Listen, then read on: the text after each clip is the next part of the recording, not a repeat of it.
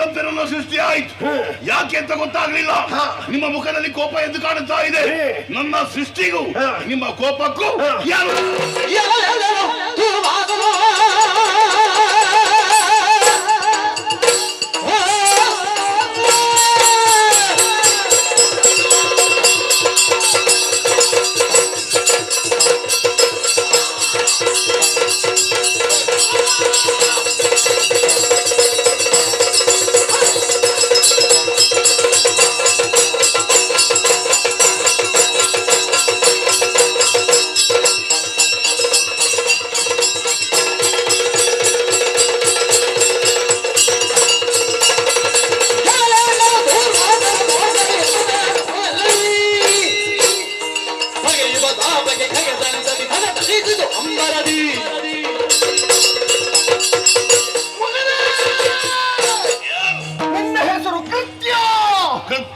ನೀನೊಂದು ನನ್ನ ಸಂಕಲ್ಪದ ಕೃತ್ಯವನ್ನು ಮಾಡುವುದಕ್ಕಾಗಿ ಹುಟ್ಟಿಕೊಂಡವ.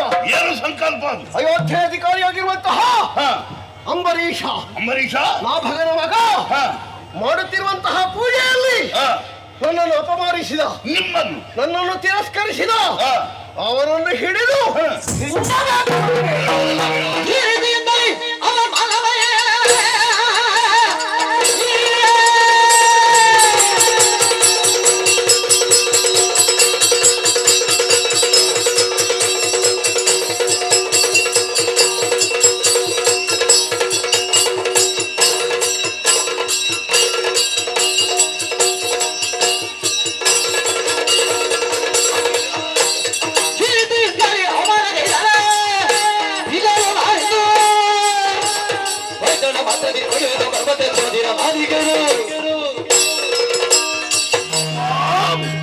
ನಿಮ್ಮ ಮುಖವನ್ನು ನೋಡುವಾಗ ಮೂರು ಲೋಕದಲ್ಲಿಯೂ ಯೋಗ್ಯತೆ ಉಳ್ಳಂತಹ ವ್ಯಕ್ತಿ ಎಂಬುದನ್ನು ತಿಳಿದುಕೊಳ್ಳುವುದಕ್ಕೆ ನನ್ನಿಂದ ಆಗಿತ್ತದೆ.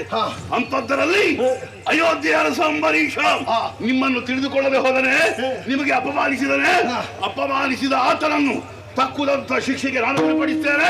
ಅಪ್ಪಡೆಕೊಳ್ಳಿ. ವಿಜಯವನ್ನು ಹೊಂದು ಹೋಗಿ ಬರ್ತೇನೆ. ಅಂಬರೀಷ ಅವರಿಗೆ ಶಿಕ್ಷೆ ಯಾವ ರೀತಿ ಕೊಡ್ತೇನೆ ಅಂತ ಈ ಕ್ಷಣವೇ ನೋಡಬೇಕು ನೀವು.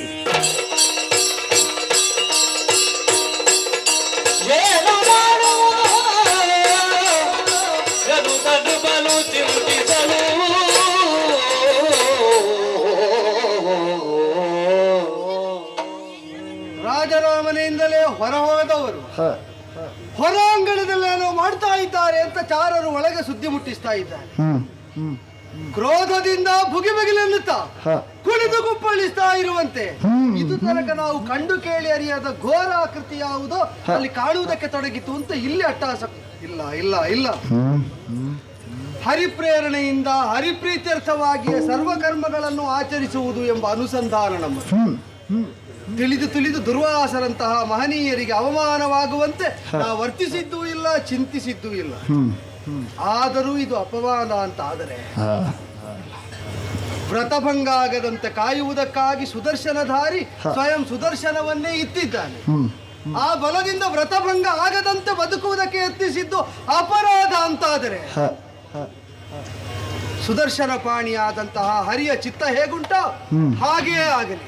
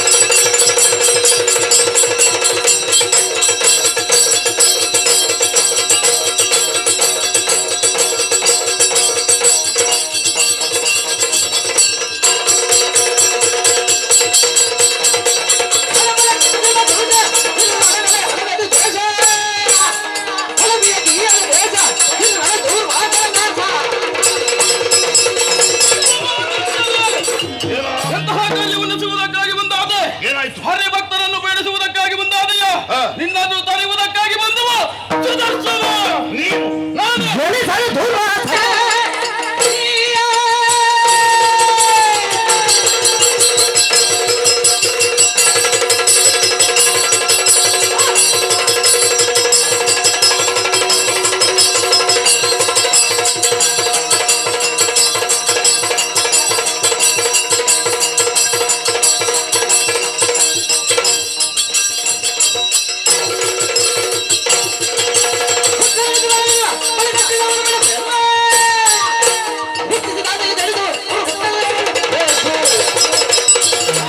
ಧರ್ಮವನ್ನು ಸ್ಥಾಪಿಸುವುದಕ್ಕಾಗಿ ಇಳಿದು ಬಂದವ ನಿನ್ನನ್ನು ತರಿವೆ.